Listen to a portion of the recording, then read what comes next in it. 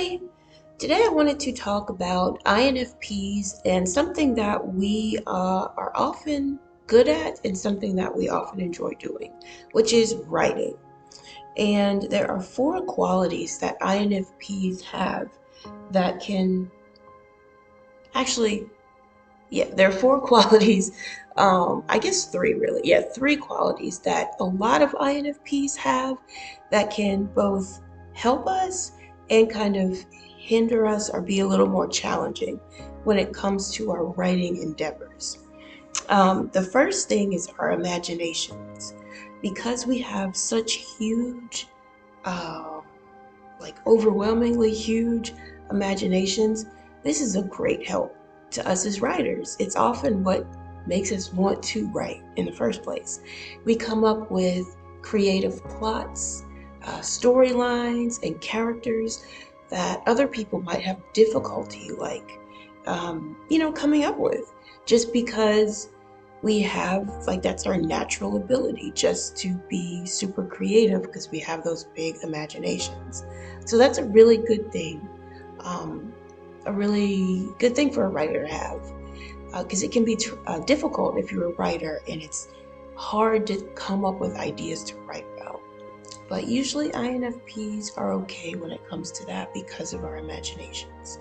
Also, our imaginations come into play when it comes down to advertising and marketing our books, because that can be kind of a difficult thing to do unless you just have lots of money sitting around that you can pay someone to advertise your book for you, or you can just like pour money into all kinds of different forms of advertising.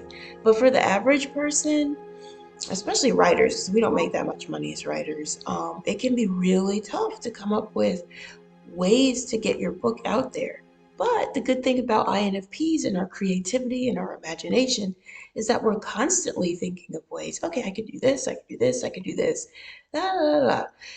And most people, when we say these things to them, or before we explain to them what our plans for advertising or whatever, they're like, oh my gosh, I didn't even think about that. So that's where creativity, again, is really a huge help to us. Now, what also can happen to some of us INFPs, myself included, is a lack of self-confidence and lack of self-belief can get in the way of all these great ideas that we have. Like, for example, with the marketing and advertising aspects of self-publishing, I guess you could say. When it comes to that, it's easy for an INFP to have those great ideas. What might be harder is executing them, because it requires putting yourself out there, going out to the public and saying, hey, I made this book and it's great and you should read it and blah, blah, blah. That is so difficult for someone who doesn't really believe that they are that great or that anything that they produce is that great. And it's one reason why when I'm promoting my books, I'll say things like, the book sucks, but you should buy it anyway because I don't know, you can make fun of it, because that's the only way I can push myself through promoting a book. And I should not do that, but sorry, lack of self-confidence and um, I don't know, esteem, I guess. That's the way it is right now. And I think a lot of INFPs deal with that because of like childhood issues, which are also probably what have a lot to do with us being INFPs instead of ENFPs. That's just my personal opinion on that. So yeah, that can really get in the way when it comes to advertising your book or telling other people about your writing. You don't think you're that great, so you think your writing's not. But to people who do battle with that, I would say that what other friends have told me is that you're probably doing, or your work is probably a lot better than you think it is. I mean, nobody's perfect. So, of course, there's going to be some mistakes, some things that you could do better at. But that doesn't mean that your book or whatever creative endeavor you're doing. It doesn't mean that it doesn't have value. It does. And everyone, every artist deserves to be heard, deserves to be seen. So hopefully, there are people in your life who can push you through those moments when you have a low in self-confidence and it kind of gets in the way of your writing goals. Another thing that sometimes INFPs struggle with that can kind of trip us up a little bit when we're writing or trying to reach our writing goals is sensitivity to criticism. Because, and this kind of goes hand in hand with a lack of confidence and lack of belief in one's own abilities.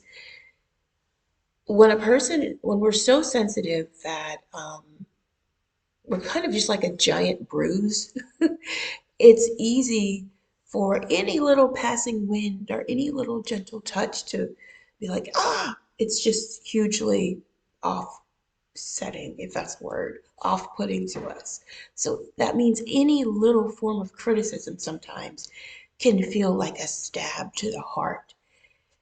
And it could be the gentlest delivery, the kindest intent behind the words of someone saying, hey, I think chapter 3 in this book, it needs some work. And an INFP might be like, oh, no, they hate the whole book. And they're just not saying it. They're only saying about chapter 3 because they hate the whole thing. They think I'm a terrible writer, blah, blah, blah. I know I do that.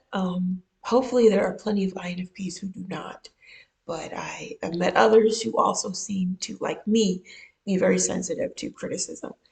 So if we can find a way to learn how to take criticism well, then that will save us so much heartache and it will make our writing better too. If we learn how to just kind of pivot with um, the criticism that we're given. Like what I've been doing lately is when I get criticism, I take it and it hurts at first. I mean, it really hurts. And it does make me question everything about myself. But when I notice myself beginning to do that, I tell myself, you are being a drama queen. Stop, Paula. Yes, it's okay. You're allowed to be hurt because that's who you are. You get hurt by everything. But get hurt. Don't tell other people you're hurt. Just be hurt on the inside and then take what they're saying and see how you can apply it. Because there is always a way that you can apply criticism. Even if it's the wrong criticism, you can still apply it by saying, this person is giving me bad advice. How can I not do what they're doing right now? What led them up to giving me this bad advice? How can I not be this person in a future scenario? Like you can learn that from it. Or if it's great advice, you can be like, oh, they're really right. This character should not be blah, blah, blah, blah. It should be the opposite. And you start to like, your humility develops, it grows a little bit more. And humility is an awesome quality because it's what helps people um, learn and grow and achieve things. So, yeah, we have great imaginations, which helps us to be really great writers, but we also sometimes battle with um, difficulty in accepting criticism and a lack of confidence in our abilities. But we can easily, not easily, but we can get over those things or get through those challenges so that even though they might creep in sometimes, we can still be successful as writers. Um, and speaking of writing, I do have a couple of books that I'm working on. I've mentioned them in other videos, but hopefully they will be ready soon. There's a time travel book I'm working on, which honestly, it's really difficult for me to write. It's more challenging than I thought it would be. It's called Addict, ADDICT. Um, so you'll see it when it's finally ready. Hopefully by January 31st. Hopefully. There is also another book called The Bake Off that I'm writing at the same time, which maybe isn't a good idea, but that's what's happening. and hopefully you'll also see that available soon. But you can check out my books on Amazon.com. Like the ones that are already there, just, I don't know, you could look on my author page, I guess, on Amazon. Just put in Paula L. Jones, author, and that should bring up my books. If not, I'll put a link in the description box. I usually do that on these videos, so yeah, I'll put a link in the YouTube description box to my books. Alrighty, thank you for watching this slightly rambly video with bad lighting. Bye bye, have a good day.